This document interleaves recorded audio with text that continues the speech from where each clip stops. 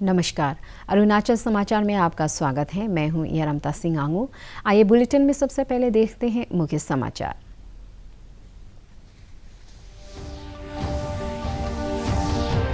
Corona की दूसरी लहर में पहली बार अरुणाचल में 2 मरीजों की मौत। राज्य में कोरोना से जान गंवाने वालों की कुल संख्या 58 हुई। 24 घंटे में दर्ज किए गए 70 नए मामले और 28 मरीज हुए स्वस्थ। मुख्यमंत्री पेमा खांडू ने प्रदेशवासियों से कोविड एसओपी का ईमानदारी से पालन करने की अपील। पश्चिम बंगाल विधानसभा के 7वें चरण का मतदान कड़ी सुरक्षा के बीच जारी।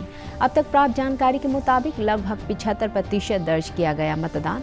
इस चरण में 5 जिलों के 34 विधानसभा सीटों के लिए हुआ मतदान।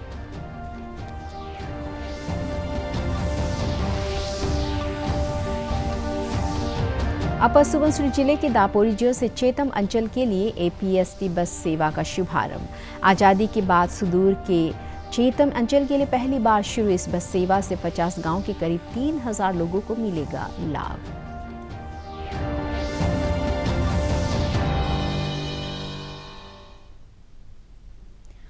कोरोना की दूसरी लहर में रविवार को पहली बार अरुणाचल में 2 मरीजों की मौत हो गई।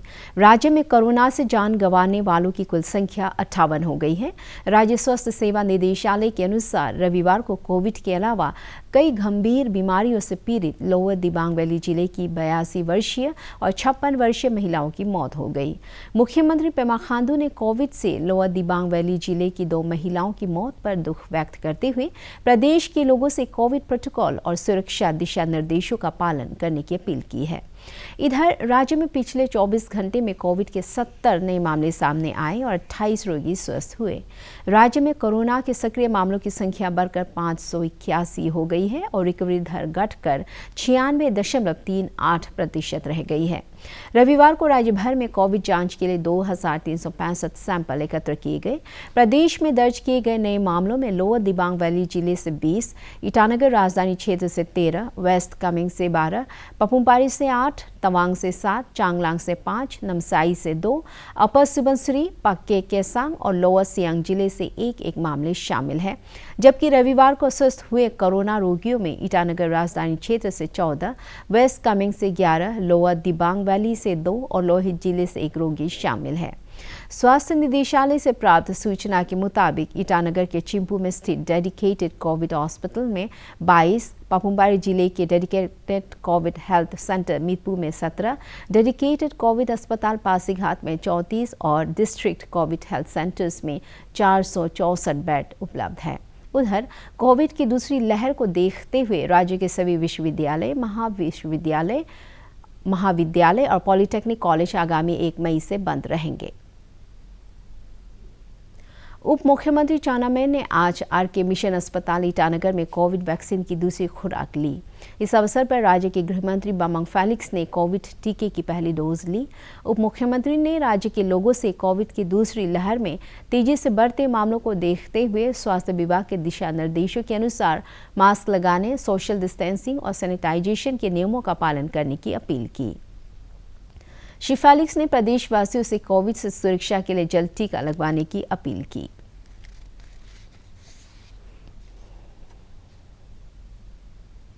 मार्च को दिया था, तो आज तकरीबन 2 महीना होने वाला है।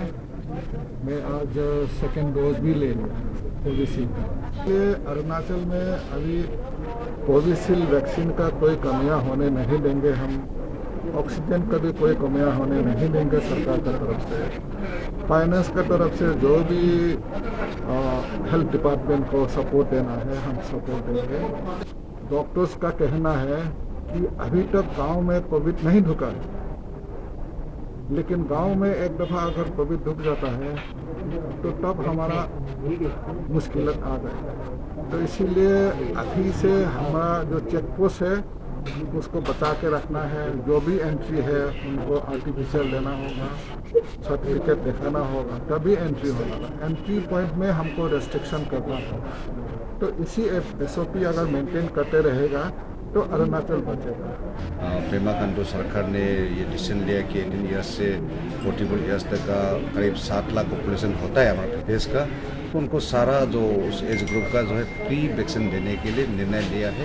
प्रोक्योरमेंट भी शुरू हो चुका है। तो अभी 28 से ऑनलाइन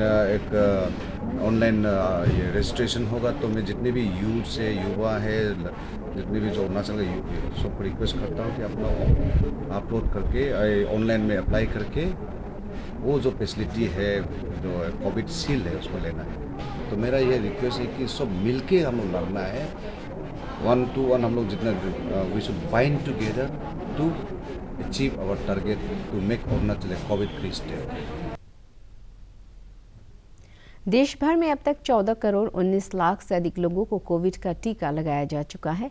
पिछले 24 घंटे में देश में कोविड संक्रमण के 3,52,991 नए मामले सामने आए और 2,19,000 से अधिक रोगी स्वस्थ हुए। केंद्रीय स्वास्थ्य मंत्रालय के अनुसार रविवार को इस महामारी से 2,812 लोगों की मौत हुई। इस समय देश में 28,13,000 से अधिक सक्रिय मामले हैं। इधर केंद्र सरकार ने राज्यों और केंद्र शासित प्रदेशों को निर्देश दिया है कि तरल ऑक्सीजन का इस्तेमाल केवल चिकित्सा उद्देश्य से ही किया जाए। देश में चिकित्सा ऑक्सीजन की उपलब्धता बढ़ाने के लिए 9 उद्योगों को दी गई छूट भी वापस ले ली गई है। केंद्रीय गृह सचिव और राष्ट्रीय कार्यकारी समिति के अध्यक्ष अजय भल्ला ने राज्यों के मुख्य सचिवों और केंद्र शासित प्रदेशों के प्रशासकों को इस निर्देश का अनुपालन कराने के लिए लिखा है। कोविड जांच की दिशा में एक अहम कदम उठाते हुए ICMR ने इसके लिए ड्राई स्वैब RT-PCR तरीके को मंजूरी दे दी है। पश्चिम बंगाल विधानसभा के 7वें चरण का मतदान आज कड़ी सुरक्षा के बीच जारी है। अब तक प्राप्त जानकारी के मुताबिक लगभग 75% मतदान दर्ज किया गया है। इस चरण में 5 जिलों के 34 विधानसभा सीटों के लिए मतदान हो रहा है, जिसमें कोविड दिशा निर्देशों का पूरी तरह पालन कराया जा रहा है। स्वतंत्र और निष्पक्ष चुनाव सुनिश्चित कराने के लिए निर्वाचन आयोग ने मतदान के लिए केंद्रीय सशस्त्र पुलिस बल की 653 कंपनियां तैनात की है। इधर पश्चिम बंगाल के अंतिम चरण के चुनाव के लिए प्रचार चरम पर है। 8वें तथा अंतिम चरण का मतदान 29 अप्रैल को होगा। मतगणना 2 मई को होगी। और निशी छात्र संघ के अध्यक्ष नाबाम दोदुम के नेतृत्व में संघ के प्रतिनिधि मंडल ने आज राज्य सचिवालय में स्वास्थ्य मंत्री आलो लिबांग और स्वास्थ्य सचिव पी पार्थिबन से मुलाकात की। संघ ने राज्य में कोविड की चुनौतियों से निपटने के लिए सरकार द्वारा उठाए जा रहे कदमों में सहयोग का आश्वासन दिया।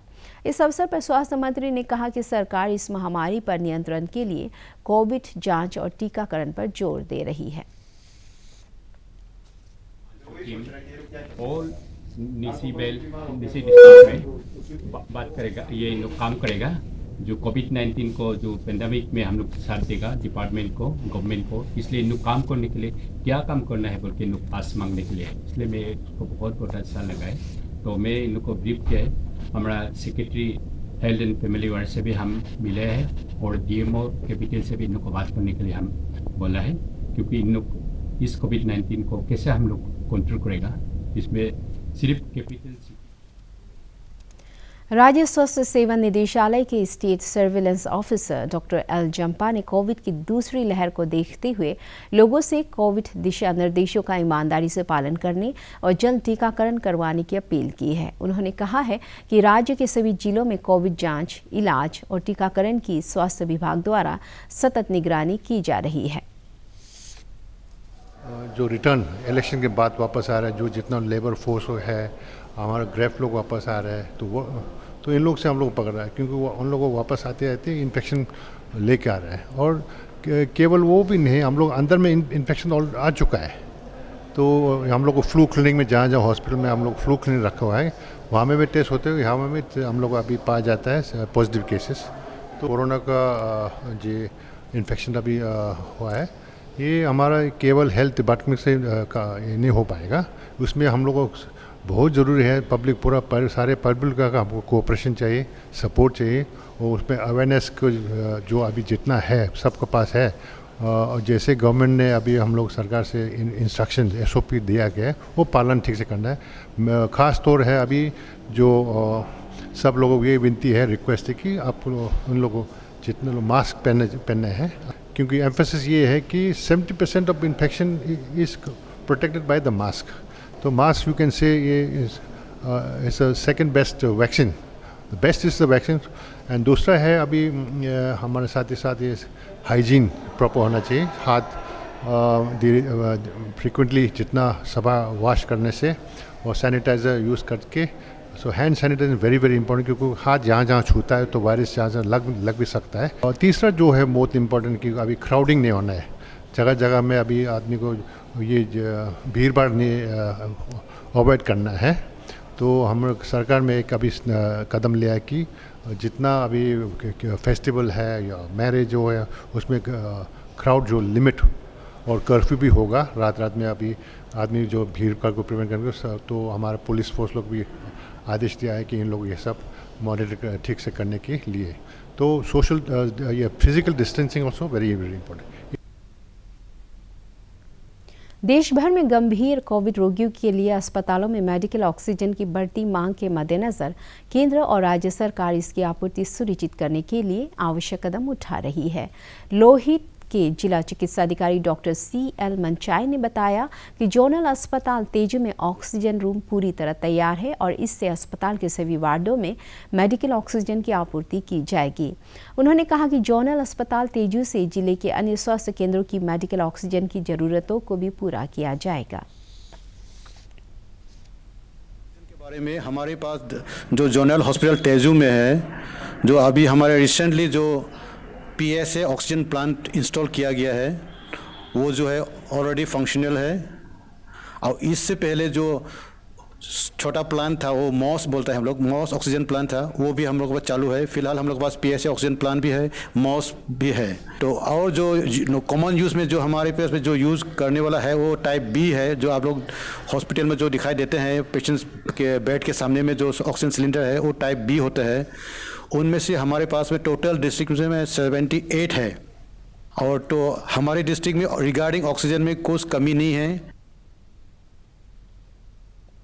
पासीघाट नगरीय क्षेत्र के IGG राजकीय उच्चतर माध्यमिक विद्यालय के पास आज करीब 11 बजे एक आग दुर्घटना में 8 घर जलकर नष्ट हो गए। हालांकि इस दुर्घटना में किसी के घायल होने की खबर नहीं है।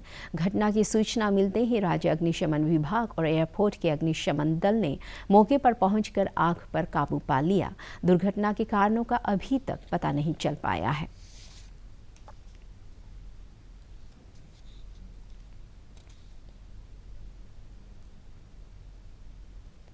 अपर सुबनसिरी जिले के दापोरिजो के चेतम अंचल के लिए आज से बस सेवा शुरू हो गई है। अरुणाचल प्रदेश राज्य परिवहन निगम के इस बस सेवा का उद्घाटन जिला पंचायत सदस्य तादू बेओर ने किया। आज़ादी के बाद सुदूर के चेतम अंचल के लिए पहली बार शुरू इस बस सेवा से इस अंचल के 50 गांव के करीब 3000 लोगों को लाभ मिलेगा। स्थानीय लोगों ने इस बस सेवा के लिए राज्य सरकार के प्रति आभार व्यक्त किया। हमारा मंत्री साहब से हमारा पंचायत लोग ने मांगा था, तो आज एक 20 सीटर ट्रांसपोर्ट जो बस हमें दिया है, तो वो आज हम इनाग्रेशन किया है, आज फ्लैग ऑफ किया है। आज से हमारा दापोरिजो हेडक्वार्टर से चतम सर्कल जाएंगे और वहाँ से वापस आएंगे। और यहाँ पे हम पियर को भी गाड़ी का भाड़ा भी इतना ज़्यादा नहीं है जो कि प्राइवेट बस से हाफ है। हम चतम तक सिर्फ पुरोइक जनजाति का प्रमुख त्यौहार गुमकुम गुम्पा रविवार को राज्य भर में कोविड दिशा निर्देशों के पालन के साथ मनाया गया। ईटानगर के न्योपुंग लापांग में आयोजित गुमकुम गुम्पा उत्सव समारोह में मुख्यमंत्री के सलाहकार ताई तादाक, ईटानगर नगर निगम के कॉरपोरेटर ग्यामार तुबिन सहित कई गणमान्य व्यक्ति मौजूद थे। इस अवसर पर पुरोइक जनजाति की सांस्कृतिक टोलियों द्वारा लोक नृत्य प्रस्तुत किया गया।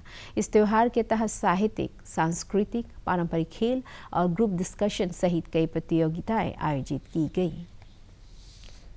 विधायक तेची कासो ने रविवार को राजधानी क्षेत्र ईटानगर के निर्जुली से कोलमा विलेज के बीच संपर्क मार्ग का उद्घाटन किया। उन्होंने कहा कि ईटानगर विधानसभा क्षेत्र में स्कूल भवन और सड़कों के विस्तार को प्राथमिकता दी जा रही है। श्री कासो ने कहा कि बुनियादी सुविधाओं के विकास के माध्यम से राजधानी क्षेत्र के सभी नागरिकों के जीवन स्तर में सुधार का प्रयास किया जा रहा है। उन्होंने लोगों से कोविड उचित व्यवहार का पालन करने की अपील की। अरुणाचल समाचार के आज के अंक में इतना ही। जाने से पहले आप सभी से अनुरोध है कि कोविड-19 के दिशा निर्देशों का पालन करें, हमेशा मास्क लगाएं, बार बार हाथ धोएं और सोशल डिस्टेंसिंग के नियमों को मानें।